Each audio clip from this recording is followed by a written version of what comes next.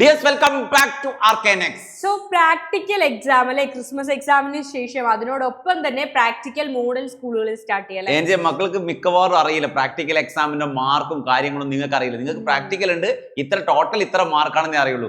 ഓരോന്ന് ചെയ്താൽ എത്ര മാർക്ക് കിട്ടുന്നുള്ളത് വ്യക്തമായിട്ട് ഡീറ്റെയിൽ ആയിട്ട് പറയാം. അതായത് വൈവയ്ക്ക് എത്ര മാർക്കാണ്, റെക്കോർഡ് എല്ലാവർക്കും സംശയമാണ്. റെക്കോർഡിന് ഏറ്റവും കൂടുതൽ ടൈം കൺസ്യൂം ചെയ്യുന്ന ഒരു കാര്യം. നിങ്ങൾ ഇത്രയും സമയം കളയേണ്ട ആവശ്യമുണ്ടോ? റെക്കോർഡിന് എത്ര മാർക്കാണ്, പിന്നെ പ്രിൻസിപ്പിൾ പഠിക്കണോ, പ്രൊസീജിയർ പഠിക്കണോ, ഇങ്ങനത്തെ എല്ലാ കാര്യങ്ങളും കെമിസ്ട്രിയെ സംബന്ധിച്ച് നമ്മൾ ഇന്ന് ക്ലാരിഫൈ ചെയ്യല്ലേ. കഴിഞ്ഞ വർഷമൊക്കെ പിള്ളേർ പറഞ്ഞു ഞങ്ങൾക്ക് മാർക്ക് പ്രാക്ടിക്കലിന് കുറഞ്ഞു പോയി എന്ന് പറഞ്ഞു. അത് ഏത് രീതിയിലായിരിക്കും മാർക്ക് കുറയുന്നത് എന്നുള്ളത് വ്യക്തമായി ഈ വീഡിയോ കണ്ടറിയാൻ പറ്റും നിങ്ങൾക്ക് അല്ലേ.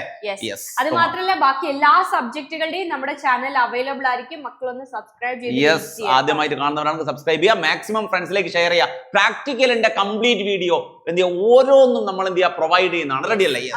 ആദ്യം ക്വാളിറ്റേറ്റീവ് അനാലിസിസ് ആണ്. സോൾട്ട് അനാലിസിസിൽ ആനയോണെയും കാറ്റയോണെയും കണ്ടുപിടിക്കാൻ 16 മാർക്കാണ് അതിനുള്ളത്. ഡീറ്റെയിൽഡ് ആയിട്ട് നമ്മൾ പറഞ്ഞു തരും കേട്ടോ. ഓരോ മാർക്കും എവിടെയാണ് നഷ്ടപ്പെടുന്നത് എന്നുള്ളത് പറഞ്ഞു തരും. ഇനി ക്വാണ്ടിറ്റേറ്റീവ് അനാലിസിസ്, ക്വാണ്ടിറ്റി മെഷർ ചെയ്യാം. ഒരു സൊല്യൂഷൻ തന്നിട്ട് അതിലെ സോഡിയം ഹൈഡ്രോക്സൈഡ് അല്ലെങ്കിൽ ഏതെങ്കിലും നടത്താനായിട്ട് വരും. ടൈട്രേഷന് ലഭിക്കുക 15 മാർക്കാണ്.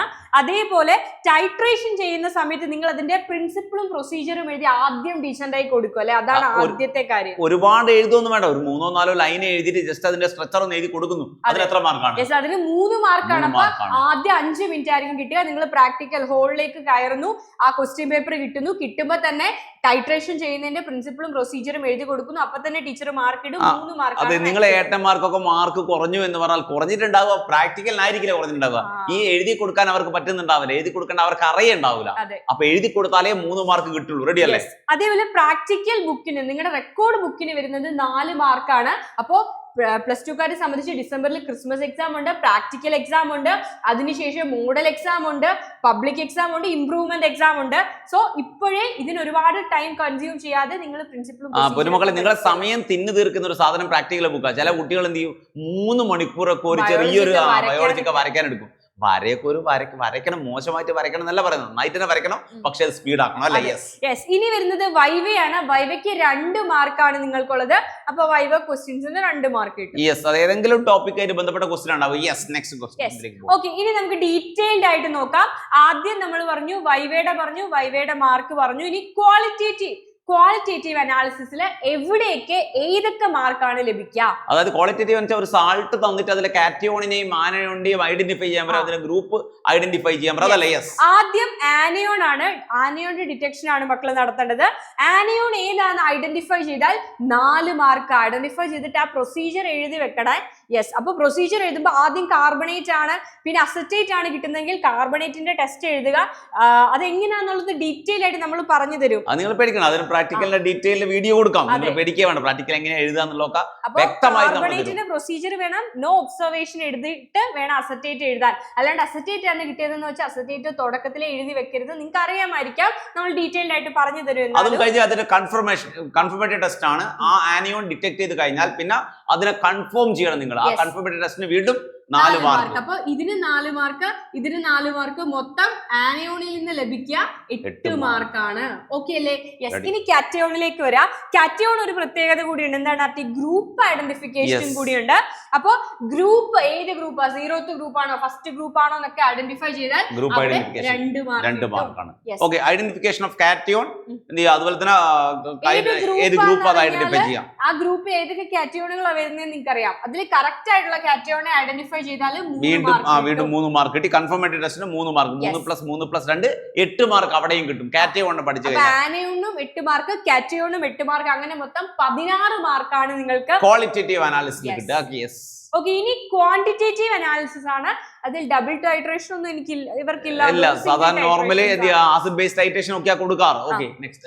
അതില് ആദ്യം ശ്രദ്ധിക്കേണ്ടത് അതിന്റെ ടാബുലേഷനും റെക്കോർഡിംഗും. അത് എന്തൊക്കെ എഴുതണം, അത് ഇത്രയും കാര്യങ്ങൾ എഴുതിയാൽ മാത്രമേ മാർക്ക് കിട്ടുള്ളൂ. ഓരോന്നിനും സ്പെസിഫൈ ചെയ്ത് മാർക്ക് കൊടുത്തിട്ടുണ്ട്. അപ്പൊ മാർക്ക് കുറയുന്ന നിങ്ങളെ വ്യക്തമായിട്ട് എഴുതിയില്ലെങ്കിൽ ഓരോന്നിനും മാർക്ക് പോകും. ഒന്ന് പറഞ്ഞു കൊടുക്കും. അപ്പൊ ടാബുലേഷനും റെക്കോർഡിങ്ങിനും വരുന്നത് 4 മാർക്കാണ്. 4 മാർക്കാണ് നിങ്ങൾക്ക് അവിടെ കിട്ടുന്നത്. ഇനി കാൽക്കുലേഷനിൽ എന്തൊക്കെ കാര്യങ്ങളാണ് കണ്ടുപിടിക്കേണ്ടത്? നോർമാലിറ്റി ഓഫ് സ്റ്റാൻഡേർഡ് സൊല്യൂഷൻ, തന്നിരിക്കുന്ന സ്റ്റാൻഡേർഡ് സൊല്യൂഷന്റെ കണ്ടുപിടിച്ചാൽ എഴുതുക. നെക്സ്റ്റ്. അടുത്തത് എസ്റ്റിമേറ്റ് ചെയ്യേണ്ട സൊല്യൂഷന്റെ നോർമാലിറ്റി ആണ് രണ്ടാമത്തത്. N1 V1 N2 V2 എന്നൊക്കെ, അതായത് N1 ഉം N2 ആണ് പറയുന്നത്.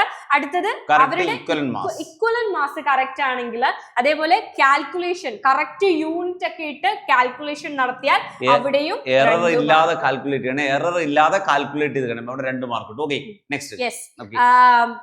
ഇനി എറർ വന്നാൽ എന്ത് സംഭവിക്കുന്നില്ല? കറക്റ്റ് റീഡിംഗ് എടുത്താൽ, കറക്റ്റ് റീഡിംഗ് എടുക്കുന്നവർക്ക് 4 മാർക്കാണ്. അതായത് ഒരു വ്യത്യാസം ഇല്ലെങ്കിൽ 4 മാർക്ക്. ഇനി ചെറിയൊരു വ്യത്യാസം, അതായത് ഒരു 1% എറർ ഒക്കെ വന്നാൽ നിങ്ങൾക്ക് ഫുൾ സ്കോർ തന്നെ കിട്ടും. ഒരു ചെറിയൊരു വ്യത്യാസമൊക്കെ വന്നാലും no problem. Up to 2% error, 2% error വന്നാൽ 4 എന്നുള്ളത് ഒരു മാർക്കും കുറയും. ഇനി 2%-ൽ കൂടുതൽ എറർ ഉണ്ടെങ്കിൽ 2 മാർക്കാണ് കിട്ടുക. അപ്പൊ വലിയ വ്യത്യാസം വന്നാലും പേടിക്കേണ്ട, അവിടെ ഒരു 2 മാർക്കാണ് നിങ്ങൾക്ക് നഷ്ടപ്പെടുക. പക്ഷെ അതില് പ്രോബ്ലം എന്ന് പറഞ്ഞാൽ നിങ്ങളെ പ്രാക്ടിക്കലിന്റെ മാർക്ക് മിക്കവാറും ഫുൾ ആക്കാൻ ശ്രമിക്കുക. നിങ്ങൾ ഏറ്റവും കൂടുതൽ നിങ്ങൾ എങ്ങോട്ട് പോകണമെന്ന് തീരുമാനിക്കുന്നത് നിങ്ങളെ പ്രാക്ടിക്കലിന്റെ മാർക്ക് തന്നെയാണ്. യെസ്. ഇനി നമുക്കില്ലേ എന്തൊക്കെയാണ് പ്രിൻസിപ്പിളും പ്രൊസീജിയറുമായിട്ട് എഴുതി കൊടുക്കേണ്ടതെന്ന് നോക്കാം. യെസ്. അപ്പൊ ആദ്യം നിങ്ങൾ എഴുതേണ്ടത് ബാലൻസ്ഡ് കെമിക്കൽ ഇക്വേഷൻ. നിങ്ങൾക്ക് തന്നിരിക്കുന്നത് ഏത് ടൈട്രേഷൻ ആണോ അതിന്റെ ബാലൻസ് ചെയ്ത് ഇക്വേഷൻ എഴുതണം. 1 മാർക്ക് അവിടെ കിട്ടും. Next is solution to be pipette. ഏത് സൊല്യൂഷൻ ആണ് നിങ്ങൾ പിപ്പറ്റിൽ എടുക്കുന്നത് അത് എഴുതുന്നതിന് 1/2 മാർക്ക്. ബ്യൂററ്റിൽ എടുക്കേണ്ട സൊല്യൂഷൻ എഴുതണം, അതിനും 1/2 മാർക്ക്. ഏത് ഇൻഡിക്കേറ്റർ ആണ് യൂസ്? 1/2 മാർക്ക് അവിടെയും കിട്ടുന്നു. കളർ ചേഞ്ച്, ഏത് കളർ ചേഞ്ച് ഉണ്ടാവുക? പിങ്ക് ടു കളർലെസ് ആണോ, കളർലെസ് ടു പിങ്ക് ആണോ, അങ്ങനെ പല ചേഞ്ചുകളുണ്ട്. അതിനാണ് 1/2 മാർക്ക്. പ്രിൻസിപ്പിളും പ്രൊസീജിയറും ഇത്രയും കാര്യങ്ങൾ ഉണ്ടായാൽ മതി. 3 മാർക്ക് ഇവിടെ നിന്ന് കിട്ടുന്നത്. ബാലൻസ്ഡ് കെമിക്കൽ ഇക്വേഷൻ ഉണ്ടെങ്കിൽ 1 മാർക്ക്. പിപ്പറ്റിൽ നിങ്ങൾ ഇന്ന സൊല്യൂഷൻ എടുക്കുന്നത് കറക്റ്റ് ആയിട്ട് എഴുതിയാൽ 1/2. ബ്യൂററ്റിൽ എടുക്കുന്ന സൊല്യൂഷൻ കറക്റ്റ് ആയിട്ട് എഴുതിയാൽ 1/2 മാർക്ക്. ഏത് ഇൻഡിക്കേറ്റർ യൂസ് ചെയ്യുന്നു, അതുപോലെ കളർ ചേഞ്ച് എന്താണ്, അങ്ങനെ അരയും കിട്ടി. അങ്ങനെ 3 മാർക്ക് നമുക്ക് ഇവിടെ തന്നെ കിട്ടി. ഇത്രയും കാര്യങ്ങൾ മതി, വാരി വലിച്ച് എഴുതണ്ട. അപ്പൊ ഇത്രയും കാര്യങ്ങൾ ശ്രദ്ധിച്ച് മാത്രം എഴുതുക. കാരണം നിങ്ങളുടെ പബ്ലിക് എക്സാം ടഫ് ആകാനുള്ള സാധ്യത വളരെ കൂടുതലാണ്. എന്താണ് ഫിസിക്സിന്റെ കെമിസ്ട്രിയുടെ ഒക്കെ പ്രാക്ടിക്കലിൽ ഒരു മാർക്ക് പോലും പോകാതെ സൂക്ഷിക്കുക എന്നുള്ളതാണ്. ഓക്കെ, അപ്പോ ആദ്യമായിട്ട് ചാനൽ കാണുന്നവരെ ഒന്ന് സബ്സ്ക്രൈബ് ചെയ്യുക, മാക്സിമം ഫ്രണ്ട്സിലേക്ക് ഷെയർ ചെയ്യാം. ബൈ.